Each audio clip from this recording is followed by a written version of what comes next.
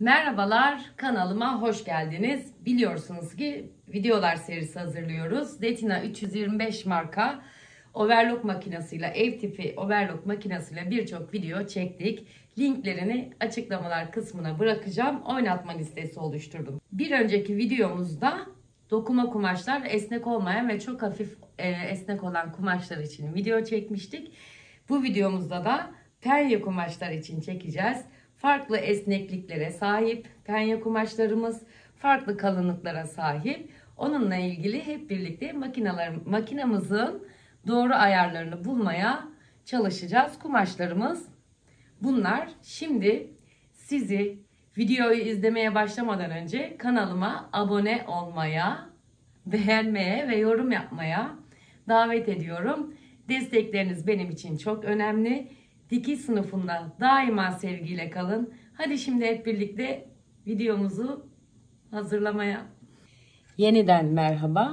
Şimdi elimde şöyle bir esnek kumaş var. Örme kumaş.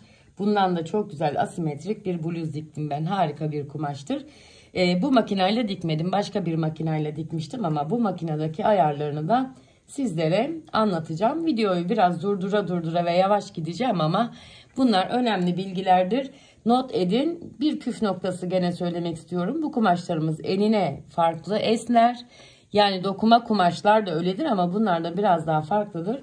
Boyuna farklı esner. Yani şuradaki overlock ayarımız ile buradaki birbirini belki de tutmayacaktır. İğne kalınlığımız önemlidir. İp seçimimiz önemlidir. İplerimizi seçerken de mümkünse aynı marka olmasına, aynı kalınlıkta, aynı bükümde olmasına önem gösterelim. Çünkü bu da overlock dikiminde oldukça önemli bir yere sahiptir.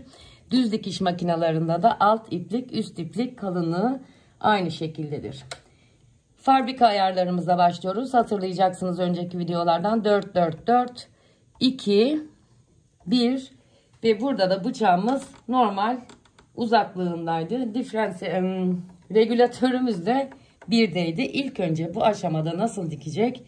Her zamanki gibi ona bakıyoruz. Kumaşı boyuna yerleştirdim. Hatta şuradan başlayayım ki eline de göstereceğim.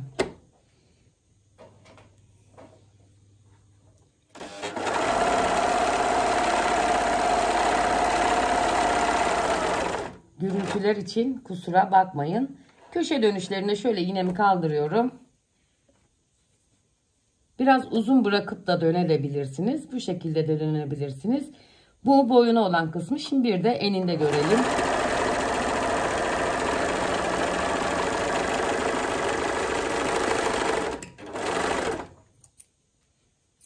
Işığı kapatıyorum. Eninde şöyle bir sonuç verdi bize. Boyunda da şöyle bir sonuç verdi. Evet, bu demek oluyor ki bizim bir takım değişiklikler yapmamız gerekiyor her zamanki gibi. Öncelikli olarak dikiş adım ayarımı 3,5'a getireceğim. Bıçağımı biraz kapatacağım. İnce dikmesini istiyorum. Belki tırnağımı da daha sonra değiştiririm. Şuradan başlıyorum dikmeye. Bakalım nasıl bir sonuç verecek. Boyuna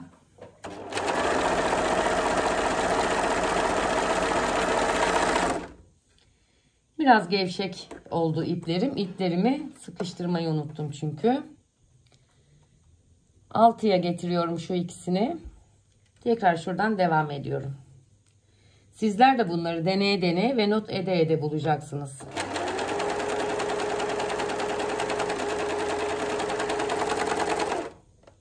Fena değil gibi ama burayı çok açmışım. Şöyle biraz kapatıyorum.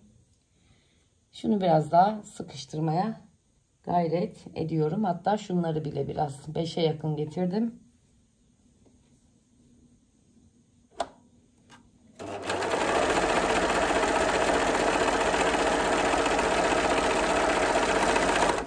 Hala daha gevşek olduğunu görüyorum. 7'ye getirdim. Bunları da 6'ya getirdim.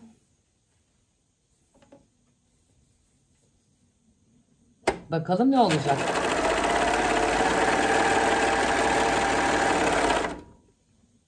hala gevşek olduğunu görüyorum. Demek ki başka bir sıkıntı var. Şimdi onu bulacağız.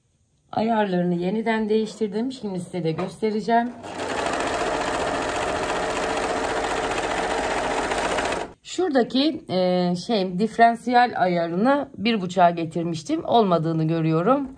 Şimdi 0.10'da 7'ye getireceğim. Baskı ayarı regülatörü ile ilgili hiçbir değişiklik yapmadım henüz. Bir sorun olduğunu düşünmüyorum. Tekrar alıyorum. Bir deneme daha yapıyorum.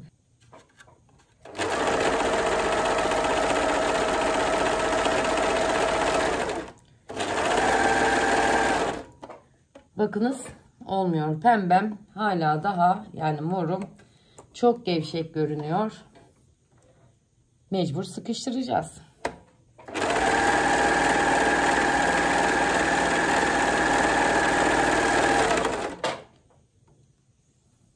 Bakınız.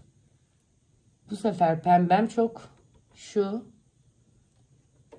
sıkı oldu. Sıkı olduğu için olmamış olabilir. Bu ilk penyede biraz uzun tutuyorum. Diğerlerine daha kısa tutacağım. Görmeniz için nasıl ayarladığımı. Evet, sonunda doğru ayarı buldum. Şimdi sizinle de paylaşacağım. Ne yaptım? Söylüyorum. Kalın tırnağı çıkardım. Ve ince tırnağı taktım. 3,5 1 ve bıçak en yakın konumda, yani bıçak en kapalı konumdayken şu ayarımı bulmuş oldum. Gayet de güzel bir ayar oldu bu esneklikte bir kumaş için. Şimdi bu kumaşı çift kat dikeceğiz. Çift kat dikimini göreceğiz, nasıl olacak. Kumaşımı ikiye katlıyorum. Çünkü penye dikişini şimdi böyle de denk getirtmeyin bana. Şöyle yapalım. Penye dikişlerini biliyorsunuz ki dokuma kumaşı olmadığı zaman overlockla birleştiriyoruz. Yani birleştirdiğimiz zaman hem önden hem arkadan hem de ara dikişini açarak bakmamız gerekiyor. Şöyle elimle ayarlıyorum ve örüyorum.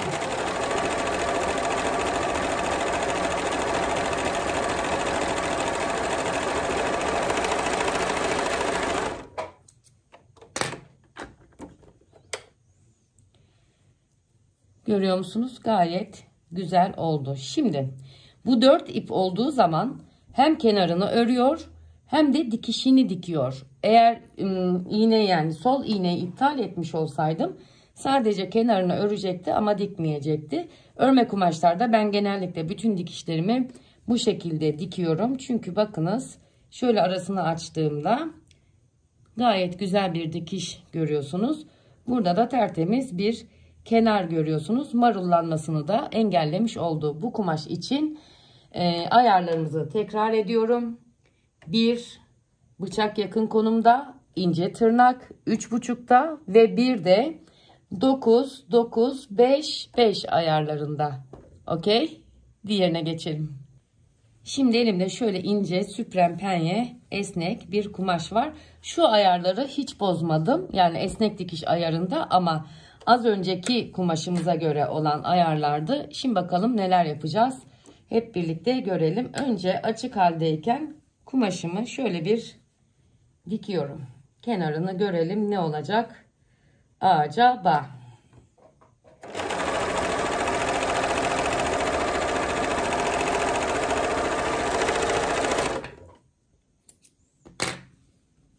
Aynı ayarlarla bunu da son derece güzel dikmiş oldu. Bir de 2 kat olarak deneyelim şimdi. Şöyle keseyim. İnce olmasına rağmen kumaşım, iğnemi değiştirmeye de gerek kalmadı. Hatta bu kumaş için bu ayarlar birebir uygun oldu. Tabii biz bunu overlockla birleştirme haline de bakalım bir şimdi nasıl olacak. 2 kat yapıyorum kumaşımı, getiriyorum, koyuyorum. Birleştirdiğimiz zaman nasıl görünecek? Mutlaka önden, arkasından ve arasından dikişimizi kontrol etmemiz gerekiyor.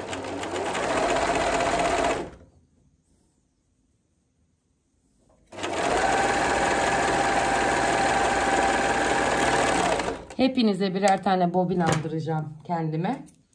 Şöyle gördük. Şuradan hemen bir keseyim ki ara dikişini de görmüş olalım. Ön dikiş, esnekliği, arka dikiş ve ara dikişimizin biraz esnek olduğunu görüyoruz. Bu durumda yeşilin biraz sıkılaştırılması gerekiyor. Tekrar bakalım. Şu aradan bakalım. Dıştan güzel gözüktüğü kadar insan gibi aynı içten de güzel gözükmesi gerekiyor.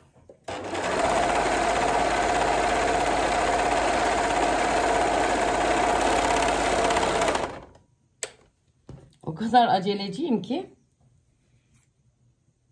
şimdi ara dikişine bakacak kadar kesiyorum. Şu taraftan ara dikişimin de artık o kadar çok açılmadığını görüyorum. Yani bu şu açılma aslında normal. Şu an laciverti biz yeşil iple diktiğimiz için öyle gözüküyor. Yoksa bu esneklikte bir kumaşı daha sıkı bir ayarla dikersek çıtır çıtır çıtır gidecektir. Burada bir siyah esnek kumaşım var. Şu kenarını gene overlock denemesi yapmışım ben bunun. Bu kumaştan oğluma tişört dikmiştim, şort dikmiştim. Çok da güzel olmuştu. Pafın ayarları bu.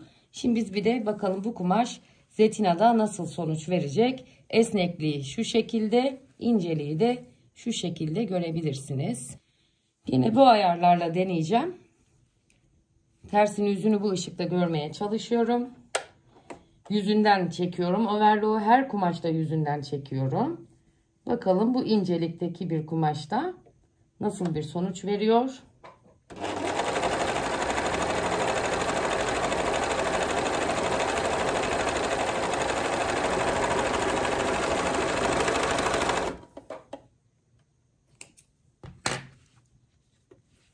Beğendim. Güzel oldu.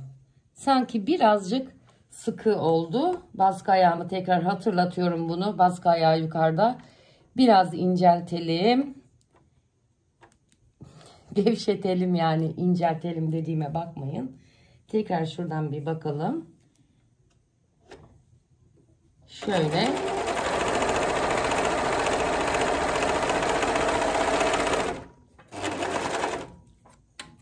Siyahın üzerinde renkler çok da güzel oldu. Bakın. Çok iyi. Şimdi ne yapacağız? 2 kat kumaşta denemesini yapacağız bunun. Nasıl olacak diye. Çünkü 2 kat dikiş de önemlidir.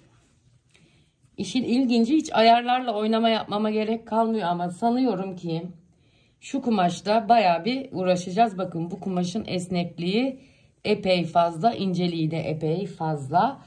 Her makinede değişecektir. Singer varsa singerde, zetina varsa zetinada, her kumaşta siz aynı benim yaptığım gibi orasını burasını kurcalayarak yapacaksınız. Burasıyla da oynayabilirsiniz. Bu da bu esnekliği, büzdürmeyi falan engelliyor oynattığımız zaman. Öyle bir kumaşa denk geldiğimde özellikle burası ve şurası için bir video sizler için çekeceğim. Tabii şimdi yüzünden dedim ama böyle tişört dikerken kumaşını yüzüne kapatarak tersinden çekeceğiz. Bize bakan tarafı ön tarafı olacak. Sadece onu söyleyeyim. Yanlış anlaşılmasın orası lütfen. Şöyle kapatıyorum. Bir miktar dikiyorum.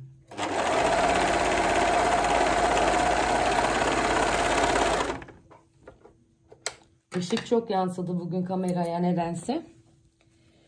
Önü, arkası ve arası gayet güzel. Bu kumaş içinde 8 8 5 6, tekrar ediyorum, bir bıçak en yakın konumda, ince tırnak 3,5'da ve bir de merakla beklediğim şu kumaşa geldik. Bu da elastikiyeti çok fazla olan bir kumaş. Ben bundan yeğenime crop takım dikmiştim, şalvarlı. Çok güzel, çok güzel kaldı bu kumaşımdan. Kıyıp da bir şeye kullanamıyorum. Vallahi çok hoşuma gidiyor. Şimdi bu kumaşlar biraz uğraştırıcı kumaşlardır. Hep beraber şöyle bir neler olacak bakalım. Siyah kumaşı yaptığım ayarlardan başlıyorum gene yapmaya. Şöyle koyuyorum.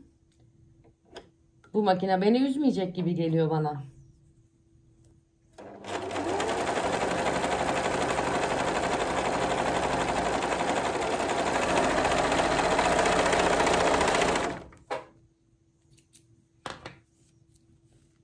Şimdi atölyedeki singerlerde olsaydık, çok ciddi söylüyorum ben size, saatlerce bununla uğraşmıştık biliyor musunuz? Bakın şu güzelliğe. İğne değiştirmem gerektiğini düşünüyordum. Regülatörü ve diferansiyeli değiştirmem gerektiğini düşünüyordum ki bu ayarlarla da gayet güzel bir dikişimiz oldu. Hemen şöyle çift tarafını dikeceğim. Ben bunun şuradan keseyim. Çift taraf göstermek için size. Çok ilginç. Ben bunu dikerken pafla dikmiştim. Pafta da ayarını bulmakta çok fazla zorlanmamıştım açıkçası bu kumaşın, ama paf da iyi makinedir. Bu arada onunla ilgili videolarda çekiyorum, hazırlıyorum. İzlersiniz. Zaten bununla paf ikiz kardeş gibi benziyor birbirine. Paf admirlerle. Hemen koydum.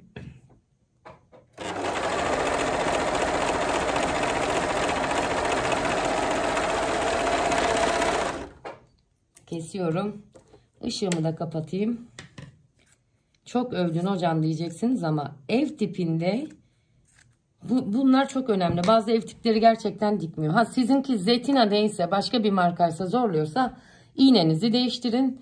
Şurasıyla biraz oynayın, burasıyla biraz oynayın. Zaten buraları da ipin gerginlik ayarları biliyorsunuz.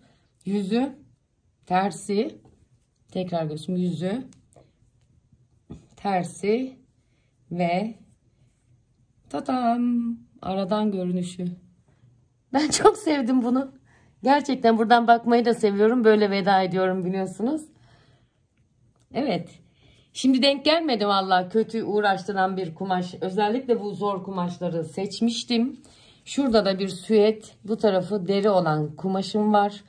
Bununla ilgili de ayrıca bir video çekeceğim. Birkaç deri kumaş daha bulmam gerekiyor. Bunların da esneklikleri birbirinden farklı oluyor. Sorularınızı yorumlara bekliyorum. Umuyorum faydalı bir video olmuştur sizler için de. Ben en zor kumaşları bulmaya çalıştım ama makine kolay bir makinaymış. Gerçekten seviyorum makinamı. Şimdi ne yapacağım unutmadan, videomu kapatmadan da, tırnağım ince tırnak kalmıştı. Hemen onu yerine takıyorum. Çünkü ne dikeceğimi bilmiyorum şu an. Genelde kalın tırnak kullanıyoruz. Kalın tırnağımı alıyorum. Hazır almışken elime şöyle bir bıçağımın arasını, şurasını, burasını bezimle temizliyorum. Temizlik videosu ayrıca olacak ama şöyle bir içini dışını üfleseniz de oluyor aslında. Arasında bir şey kalmış mı bakıyorum. Ondan sonra baskı ayağımı kaldırıyorum. Makinamı güzelce kapatıyorum. Siz görmeden de şuralarını siliyorum. Şimdilik hoşça kalın. Dikiş sınıfında kalın. Sevgiyle kalın. Ve videolarımın devamını bekleyin.